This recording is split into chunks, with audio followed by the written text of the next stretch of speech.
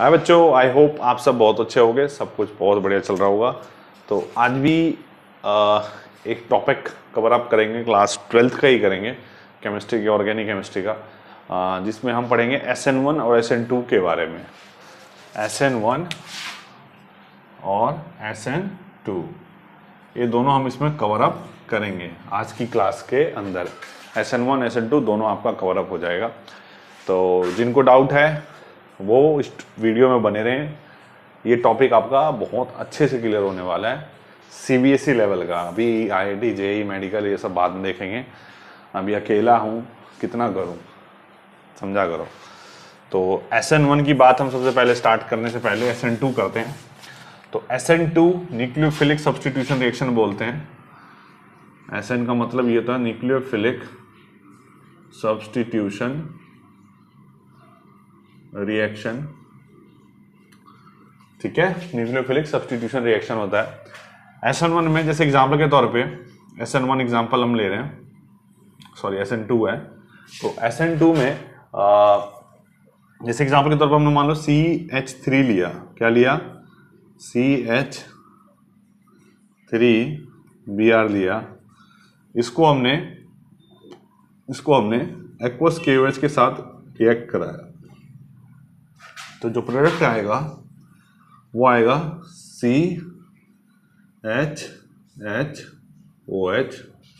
Plus KBr।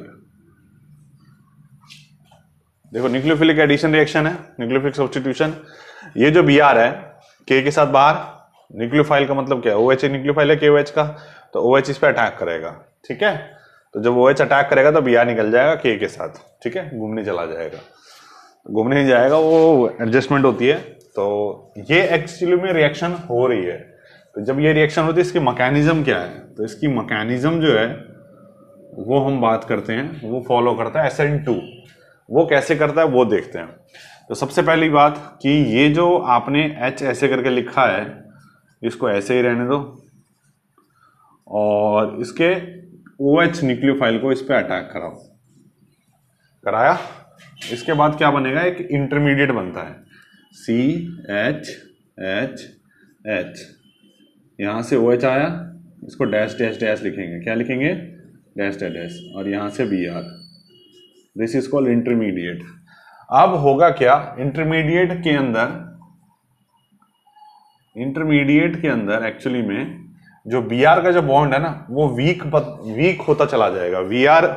Br जो होगा आपका वीक होता चला जाएगा, और OH जो होगा वो स्ट्रॉन्गर बनता चला जाएगा।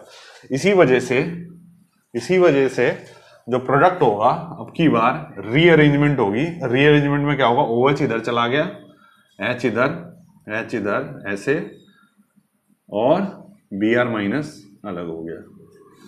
तो अगर गौर से देखें आप, तो देखो पेन का कैप जो है, इसको मानो पेन के कैप को Br मानो, तो ये देखो इस तरफ है। अब पेन का कैप OH बन गया, अब देखो ऐसा हो गया। तो इसीलिए हम बोलेंगे कि जब कभी भी SN2 होता है, तो जो रिएजेंट होता है उसकी जो सिमेट्री होती है वो चेंज हो जाती है।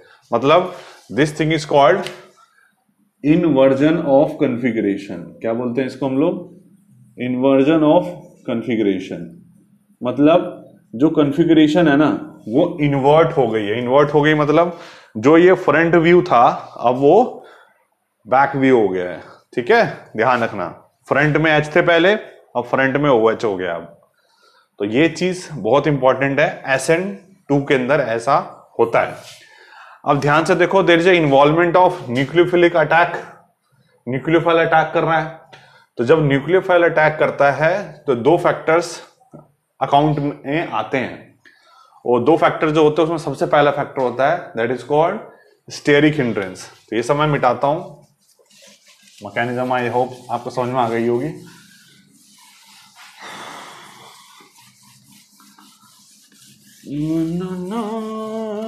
स्टेरिक हिंड्रेंस, देखो फैक्टर सबसे पहला क्या है, स्टेरिक हिंड्रेंस। स्टेरिक हिंड्रेंस का मतलब क्या है, जितना छोटा कार्बन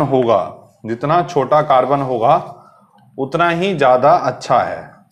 जितना छोटा कार्बन होगा उतना ही ज्यादा अच्छा है, मतलब कार्बन के आसपास जितनी कम क्राउडिंग होगी उतना अच्छा है। जैसे एग्जांपल के तौर पे C एक H, यहाँ Br। अब ध्यान रखना, इसको आप इधर से OH को अटैक मत कराना, आपको अटैक हमेशा इधर से ही कराना पड़ेगा। तो जब ये OH अटैक होगा तो ओवर क्राउडेड कार्बन कम है, ये इसको हम लोग बोलते हैं प्राइमरी कार्बन, ठीक है। अब अगर एक H को हटा के यहाँ CH3 लगा दो, ठीक है, एक H को हटा के यहाँ CH3 लगा दूं और यहां भी CH3 लगा दूं, तो ये बन गया मेरा सेकेंडरी कार्बन। अब देखो थोड़ी सी क्राउडिंग बढ़ गई कार्बन के ऊपर, थोड़ी सी, पहले वाले तीनों तरफ से, तीनों में से कहीं भी H पे अटैक कर देता, अब यहां अटैक नहीं कर सकता, यहां अटैक नहीं कर सकता ये वाला न्यूक्लियोफाइल, बस एक के पास, उसके पास एक यही चॉइस बची H वाली, ये वाली H। अब तीनों कार्बन पे क्या करते हैं, CH3 लगा देते हैं, यहां भी और यहां भी, ठीक है। अब इस OH के लिए कहीं से भी जगह खाली नहीं बची, मतलब जो कार्बन था इसमें लेस क्राउडेड, थोड़ा सा क्राउडिंग और बहुत ज्यादा क्राउड हो गया, तो स्टेरिक हिंड्रेंस का जो फैक्टर है वो काउंट में आ गया, इसलिए ये इजीली रिएक्ट कर जाएगा। ये थोड़ा टाइम लेगा और ये हिंडर करेगा, हिंड्रेंस, स्टेरिक हिंड्रेंस सबसे ज्यादा इसके अंदर होगी। तो अगर हम ऑर्डर ऑफ रिएक्टिविटी की बात करें तो ऑर्डर ऑफ रिएक्टिविटी क्या हो गई, ऑर्डर हो गया हमारा, ऑर्डर ऑफ रिएक्टिविटी क्या हो गई हमारी, मतलब SN2 में किस तरीके से रिएक्शन होगा, तो 3 डिग्री कार्बन सबसे कम, फिर 2 डिग्री, फिर 1 डिग्री, तो ऑर्डर ऑफ रिएक्टिविटी ये हो गई हमारी SN2 के अंदर। SN2 के अंदर आप ध्यान से देखोगे तो इसकी मैकेनिज्म जो केमिकल काइनेटिक्स होता है उसके बेसिस पे अगर हम बताएं आपको, तो SN2 का नाम SN2 क्यों पड़ा, तो भी मैं आपको बताता हूं। आई होप ये सब थोड़ा बहुत क्लियर होगा।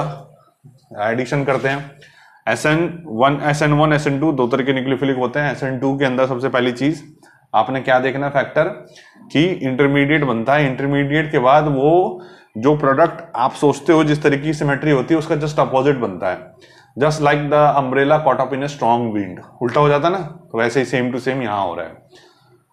दूसरी चीज, आपको कार्बन के ऊपर क्राउडिंग सबसे कम रखनी है, मतलब क्राउडिंग का मतलब क्या, प्राइमरी, सेकेंडरी, टर्सरी, तीन तरह के कार्बन हो सकते हैं। आपको यूज क्या करना है, बेसिकली कोशिश करना है कि वो कम से कम क्राउडेड कार्बन हो, मतलब ऑर्डर ऑफ रिएक्टिविटी के बारे में बता रहा हूं, टर्सरी सबसे कम, फिर सेकेंडरी, फिर प्राइमरी, कार्बन के हिसाब से। तीसरी चीज अगर हम बताएं कि SN2 का नाम SN2 ही क्यों पड़ा, ठीक है, तो ये मुझे पहले ही कवर करना चाहिए था, बट कोई बात नहीं। तो ये आई थिंक ये सब क्लियर होगा आपको। जैसे मानो हमने क्या किया, CH3Br लिया बेटा, इसको हमने OH के साथ रिएक्ट कराया, क्या बनता है product, CH3OH plus Br minus, SN2 में हो रहा था। अगर मैं इस रिएक्शन का रेट लिखूं, रेट, तो rate is directly proportional to this and this, दोनों पे डिपेंड करता है, ये कितना ले रहे हो और ये कितना ले रहे हो। और CH3Br की पावर 1 और OH माइनस की पावर ऑल्सो 1। अब ये 1 कैसे आता है, तो ये these are order can be determined experiment only, तो आप एक्सपेरिमेंट वैल्यूज निकालने कहां बैठोगे, तो ये ऑर्डर है, तो ऑर्डर क्या हो गया इसका, ऑर्डर हो गया इसका 2, ध्यान रखना, और इसीलिए हम इसको बोलेंगे बायमोलिकुलर, क्या बोलेंगे इसको हम लोग, बायमोलिकुलर, या फिर हम लोग इसको बोलते हैं SN2, ये इसी वजह से नाम पड़ा है इसका, ठीक है। एक स्टेप में कंप्लीट हो गया, ऑर्डर 2, इसलिए इसका नाम है SN2 बायमोलिकुलर, दोनों पे डिपेंड करता है, क्लियर। अब आता है हमारा SN2 के बाद SN1।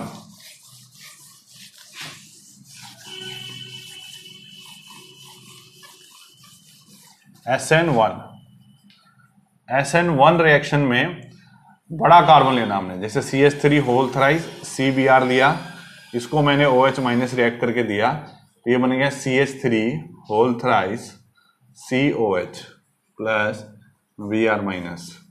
तो इस स्टेप को मैं इसकी अगर मैकेनिज्म लिखूंगा, तो इसकी मैकेनिज्म में क्या होगा, ये क्या करेगा, पहले स्प्लिट करेगा, स्टेप 1 में ये जो CH3 है ये टूटेगा किसमें,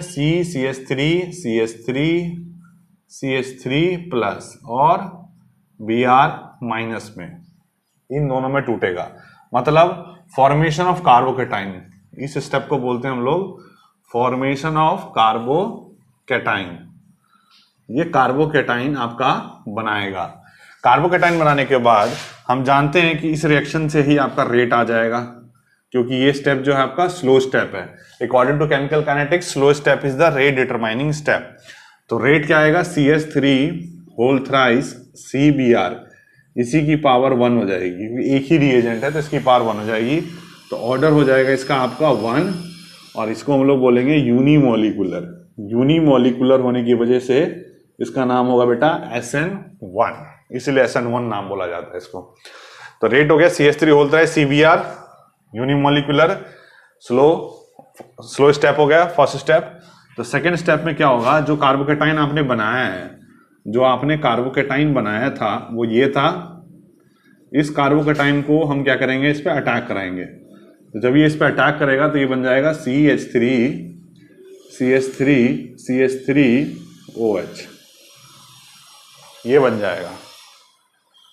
ठीक है, फास्ट, तो फास्ट है मतलब there is involvement of formation of carbocation. जैसे ही कार्बोकैटाइन का फॉर्मेशन आता है, तो हमने 11th क्लास में ही शायद अगर पढ़ा हो, तो order of reactivity of carbocation कैसा होता है, tertiary carbocation are the most stable, then secondary, then primary. Therefore in SN1 also we will prefer this, क्या, टर्सरी, फिर सेकेंडरी, फिर प्राइमरी। मतलब SN2 का अपोजिट हो गया, SN2 में प्राइमरी सबसे ज्यादा जल्दी रिएक्ट करेगा, इसमें टर्सरी सबसे ज्यादा जल्दी रिएक्ट करेगा। क्वेश्चन आता है कि मान लो सेम एल्काइल ग्रुप है, सेम एल्काइल ग्रुप है, और same alkyl groups, I hope you are getting it, for same alkyl group, अगर सेम एल्काइल ग्रुप्स होंगे तो उसके लिए क्या होगा, RI, RBr, RCl, RF, ये आपका सेम एल्काइल ग्रुप के लिए आपका होगा, SN1 हो या फिर SN2 हो, ध्यान रखना है आपने। SN1 के अंदर इन्वॉल्वमेंट ऑफ कार्बोकैटाइन था, इसीलिए जब कभी डबल बॉन्ड आएगा तो SN1 की प्रेफरेंस थोड़ी सी ज्यादा आएगी एज कंपेयर टू SN2।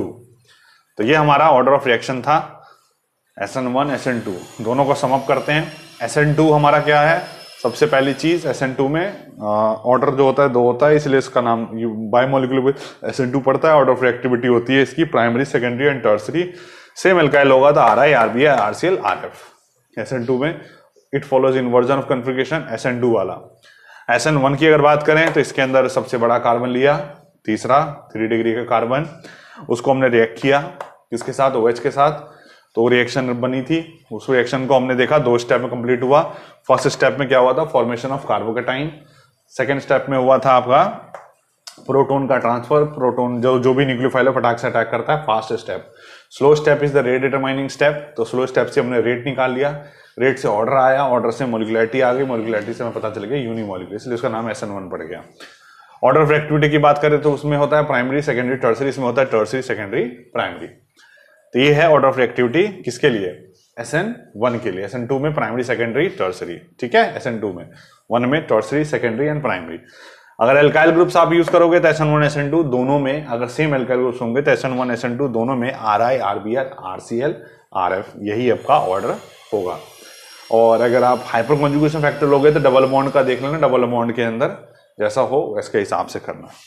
जैसे क्वेश्चन आएगा CH3Br है बेटा और CH3Cl है, अब बोला है कि इन दोनों में से बताओ SN2 में कौन सा जल्दी रिएक्ट करेगा फास्टर, SN2 में, तो आंसर विल बी Br।